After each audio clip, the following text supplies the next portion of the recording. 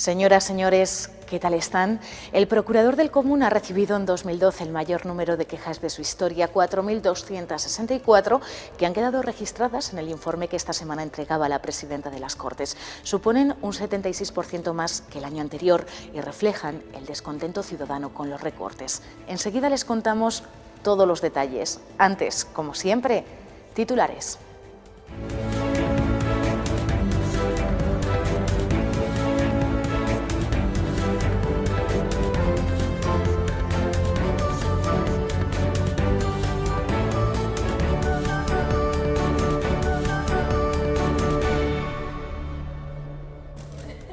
Las quejas ciudadanas al procurador del Común se duplicaron en 2012. Nunca antes, en los 18 años de historia de esta institución, había recibido tantas reclamaciones. Detrás de este aumento están los recortes. Sanidad y medio ambiente son los ámbitos que más denuncias registran. Los grupos parlamentarios ultiman la tramitación de la Ley de Integración de los Inmigrantes con líneas rojas que la oposición no está dispuesta a traspasar, pero con más de un acuerdo. Así, favorecerán el acceso de los jóvenes y mujeres a los programas de educación de adultos y promoverán campañas de sensibilización también en los medios de comunicación. Aunque lleva años en la parte más organizativa de la sanidad, Jerónimo García es ante todo y sobre todo médico y nunca dejará de serlo.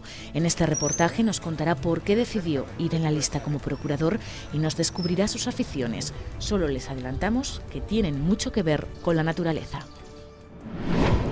Nunca antes el procurador del Común había recibido tantas quejas de los castellanos y leoneses como el año pasado, 4.264 en total frente a las 2.400 de 2011. El motivo principal, el descontento de los ciudadanos por el cierre de las urgencias nocturnas, aunque el medio ambiente tampoco se queda atrás.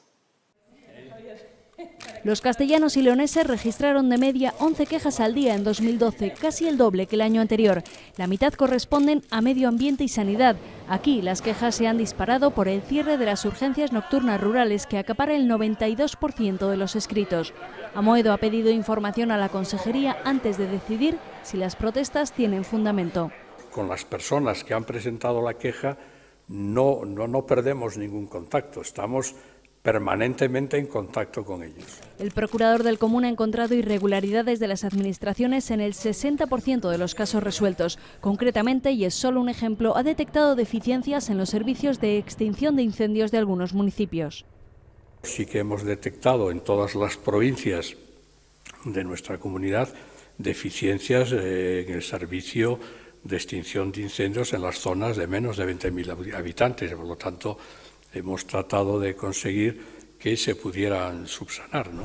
Los desahucios, la falta de calefacción en algunos centros educativos, los ruidos o las dificultades de acceso para las personas con discapacidad son solo algunos de los motivos que han llevado a los ciudadanos a presentar sus quejas.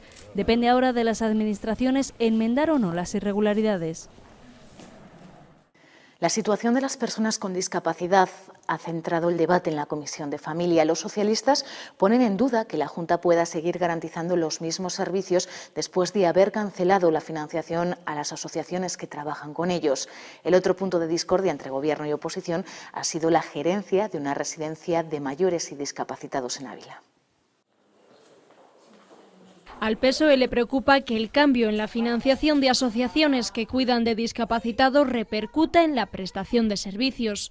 Esas personas, ¿cómo van a ser atendidas que antes estaban siendo atendidas a través del convenio? La capacidad de actuación que tienen las entidades se mantiene al menos en los mismos términos que han tenido el año pasado para atender al tipo de población que atienden.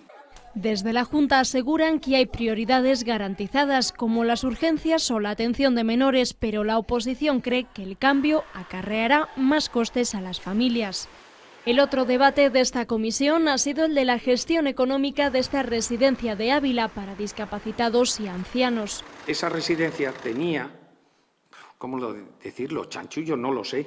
Tenía una serie de plazas privadas que, aunque fueran dependientes, la tenían que pagar en su totalidad y que el dinero correspondiente a ese dependiente se lo quedaba la Diputación. La Diputación de Ávila, en ausencia de la regulación estatal que le obligase, tenía libertad y tiene capacidad para determinar sus precios públicos. Nos es imposible pagar a las personas que están en la red pública una ayuda económica, porque la ley nos lo prohíbe, porque es imposible que la intervención nos permita pagar a una persona que ya está utilizando un recurso público.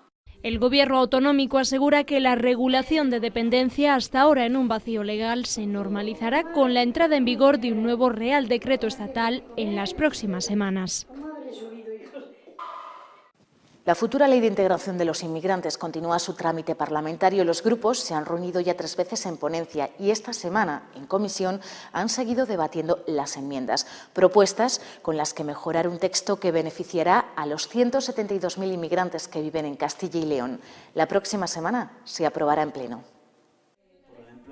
Es de la República Dominicana, lleva 8 años en Castilla y León y a pesar de su experiencia no encuentra nada. He trabajado como camionero, duré 6 años trabajando, pero estoy en el paro. Empleo es sinónimo de inserción y en eso están trabajando los grupos parlamentarios, en un proyecto de ley que poco a poco van cerrando con sus propuestas. Un proyecto de ley que tiene como objetivo el mejorar la integración, trabajar para la integración de los inmigrantes en Castilla y León. Y he de decir, en nombre de mi fuerza política, que siento que llegue con tanto retraso. Críticas por la demora y enmiendas que PSOE y Grupo Mixto no están dispuestos a negociar. Esta sería la 4, la 7, en la que nosotros consideramos que para lograr la integración social y laboral hay que implementar medidas específicas de apoyo, la 11, en la que pedimos un apoyo especial para el aprendizaje del castellano en alumnos inmigrantes en los centros escolares, la 16, que habla de la sanidad para todos los inmigrantes. En otras sí ha sido posible el acuerdo, aunque con matices, para favorecer el acceso de los jóvenes y mujeres a los programas de educación de adultos. A fin de favorecer su desarrollo personal, evitar su aislamiento y facilitar su integración social. O para promover campañas de sensibilización también en los medios de comunicación. Los poderes públicos promoverán la concienciación de la sociedad castellano y leonesa en los valores y principios inspiradores de esta ley, mediante campañas informativas y de sensibilización, en diferentes medios, entre otros los de comunicación. Esta es lo que propondríamos añadir. Menos suerte han tenido las 3 enmiendas con las que el Grupo Mixto pretendía garantizar la participación de los menores en el sistema educativo o el acceso a una vivienda en igualdad de condiciones. No solamente garantizar el derecho a solicitar, sino garantizar también el derecho a la igualdad de condiciones que los castellano y leoneses que van a acceder a una vivienda. Habla de alquiler social y el grupo mayoritario lo ha rechazado. No estamos de acuerdo con el alquiler social que usted también propone en la enmienda, porque es un término que no aparece en la ley de vivienda. Entonces, si retira lo del alquiler social, estaríamos dispuestos, porque creemos que sí, que es justo y que es verdad y que es necesario, favorecer el acceso a la vivienda en igualdad de condiciones. Medidas todas ellas que beneficiarán a los 172.000 inmigrantes que viven en Castilla y León. Pero ¿cómo afectarán estas medidas en el día a día de este colectivo? Y lo que es más importante, ¿cuáles son sus demandas? Hoy, Eduardo Belhoff, de la asociación Procomar Valladolid Acoge, nos lo cuenta. Al igual que cualquier ciudadano o ciudadana de Castilla y León que está buscando empleo, ¿no? Esa es quizá la demanda principal, ¿no? La razón primera por la que una persona extranjera acude a alguna de las ONGs, de las asociaciones o cualquiera de los servicios públicos de la comunidad, ¿no?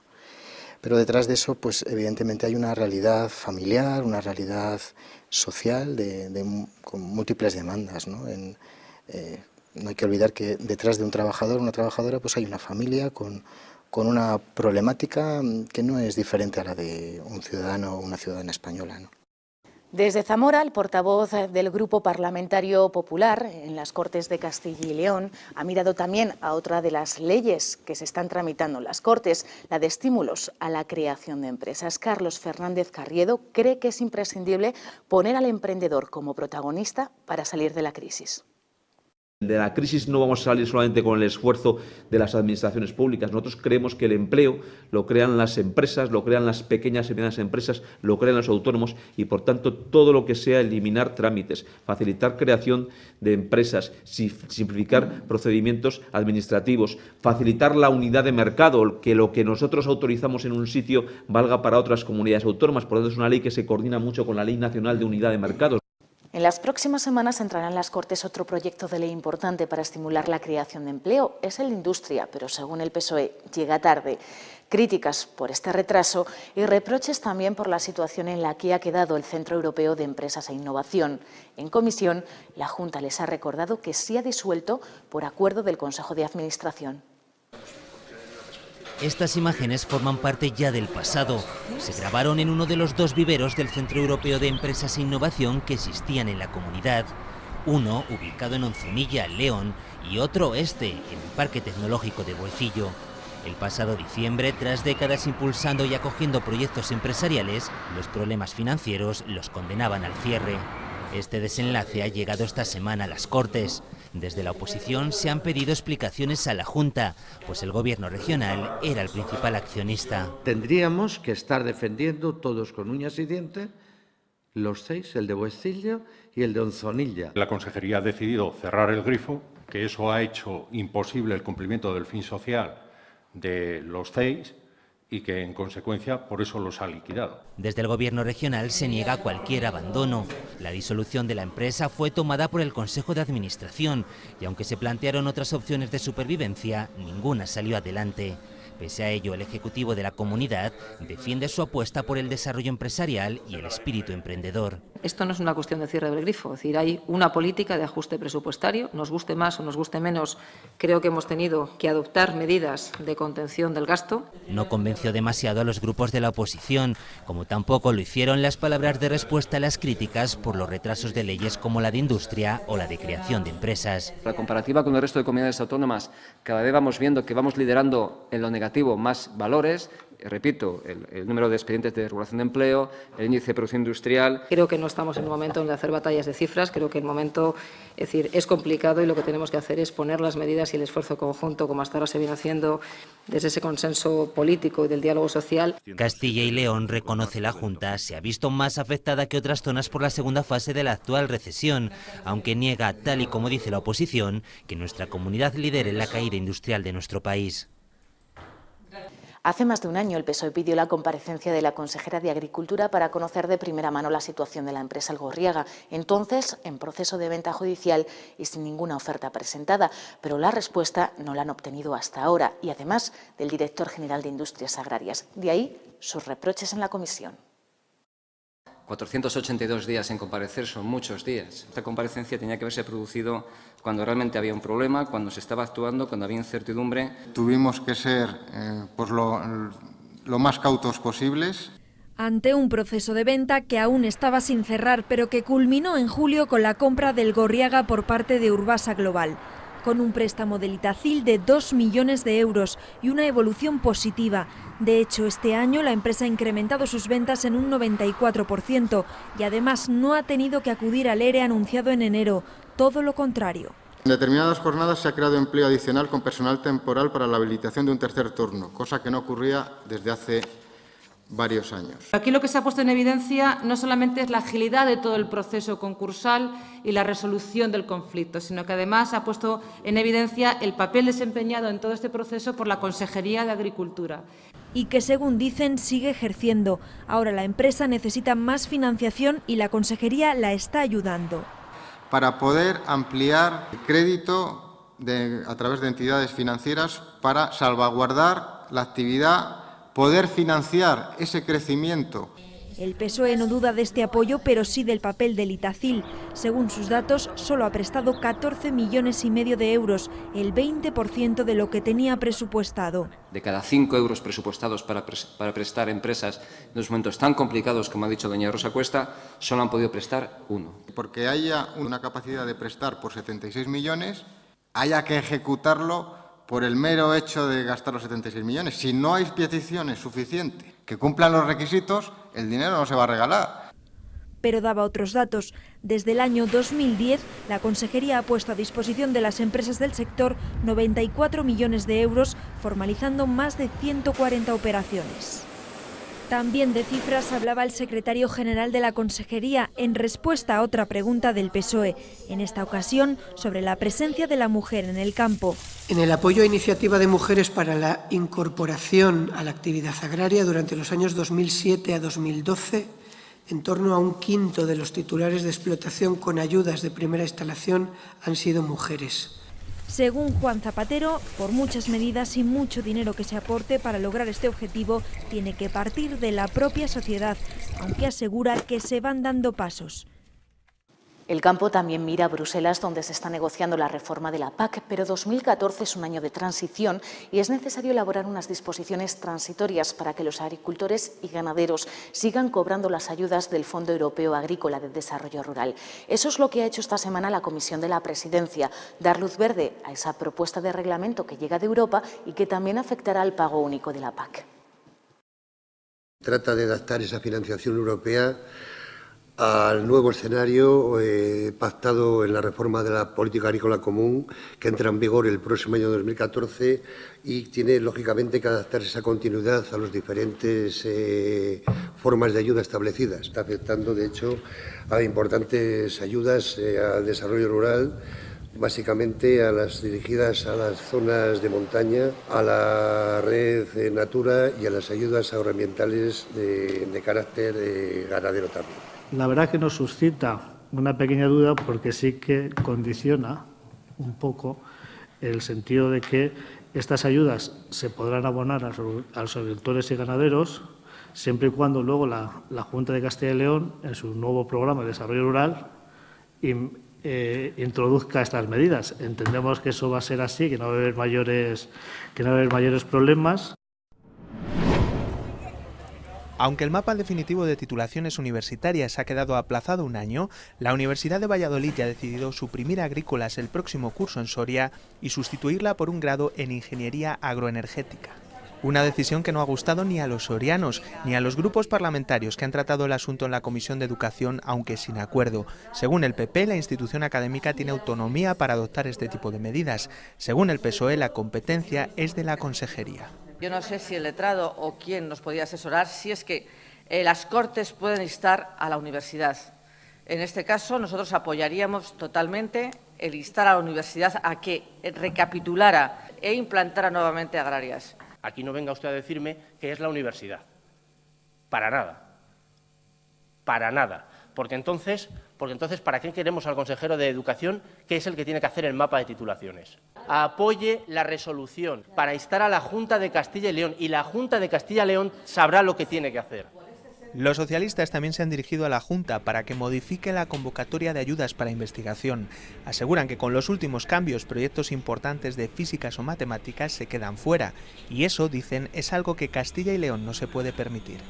Hoy hay una noticia en un periódico muy importante que dice textualmente que por este tipo de cosas el mejor físico europeo joven se ha quedado sin beca en España este año. Eso es durísimo, precisamente por aplicar este tipo de criterios. Aun compartiendo con su señoría que con la aplicación de esta nueva orden es posible que algunos grupos de investigación vean reducidas las posibilidades de obtener recursos financieros frente a convocatorias anteriores, la situación actual obliga a optimizar el empleo de los fondos públicos dirigidos a la investigación. El grupo mayoritario ha presentado una enmienda de sustitución para pedir a la Consejería que estudie esta posibilidad de cambio según las disponibilidades presupuestarias, pero también se ha quedado en el papel. Con lo que está pasando, tenemos que ser capaces de repensar toda esta política. Y es lo que le pedimos que lo repiense.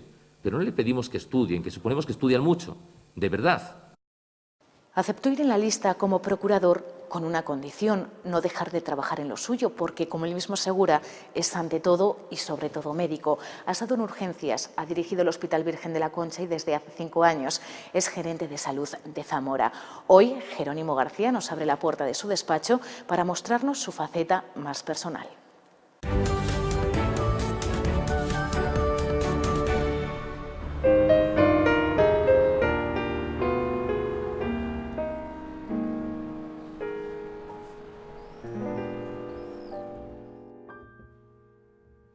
Jerónimo García Bermejo es una persona ya madura en estos momentos. Nací en un pueblo de la provincia de Zamora, un pueblo precioso y al que quiero mucho, que es Villalazán. Viví hasta la edad de 10 años de una forma mantenida, hice mi formación escolar y posteriormente pasé aquí a Zamora a los jesuitas, a los cuales nunca dejaré de tener en mi mente desde el punto de vista de mi felicidad infantil.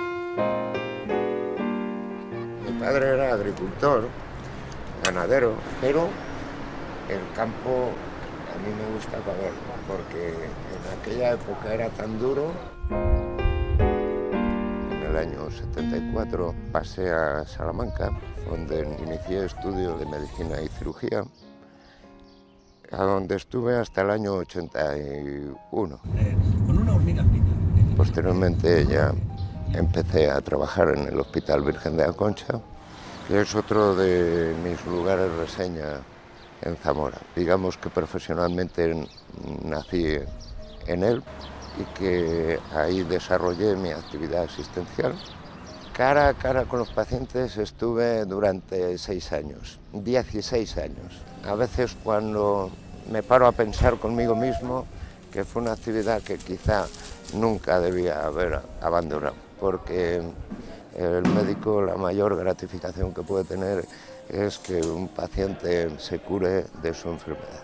A partir de ahí, pues la forma de ayudar se me invitó a hacerla desde otro ámbito y fue el primer accidente. Llamo accidente a que acepté entrar en el mundo de la gestión. También es excelentemente atractivo porque realmente tienes la oportunidad de construir desde aquello que quizá tú en tu ejercicio asistencial pues reclamabas o incluso criticabas.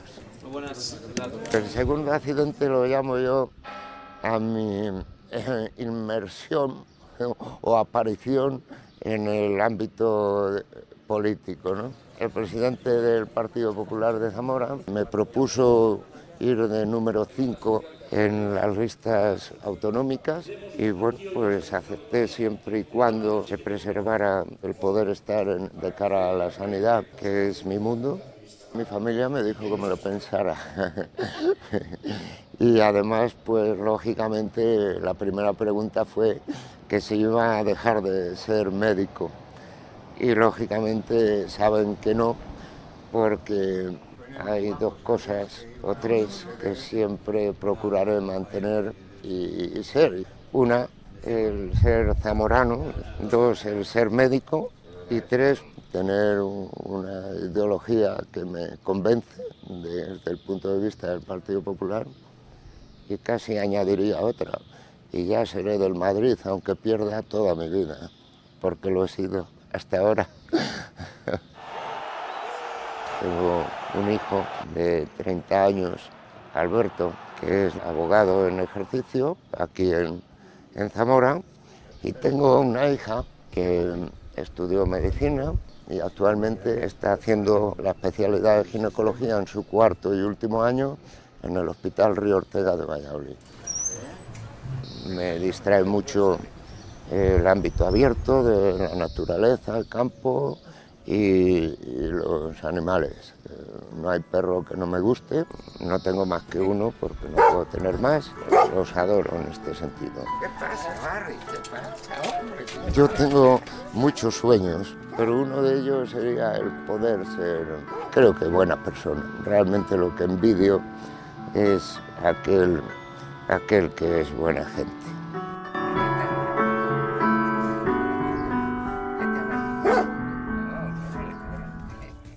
Es todo lo que les teníamos que contar. Ya saben que la información parlamentaria volverá la próxima semana aquí, a nuestras Cortes. Sean felices. Adiós.